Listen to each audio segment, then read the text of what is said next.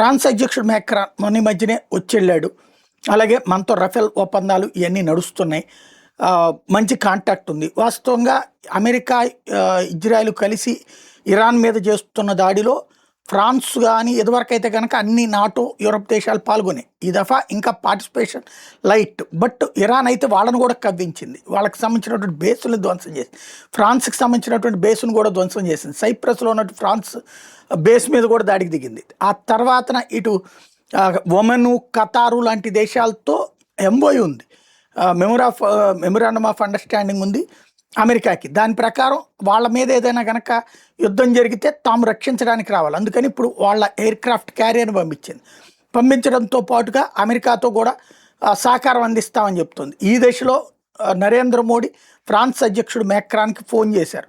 ఏం మాట్లాడారు అన్న చెప్పలేదు, కానీ అంతర్జాతీయ పరిణామాల గురించి మాట్లాడుకున్నారు అని చెప్పారు. బట్ అసలు అమెరికా స్టాండ్ ఏంటి, ఇజ్రాయెల్ స్టాండ్ ఏంటి, ఎన్ని రోజులు యుద్ధం, ఇట్లాంటి వివరాలు తెలుసుకోవడానికే మాట్లాడి ఉంటారన్నది అనుమానిస్తున్నారు.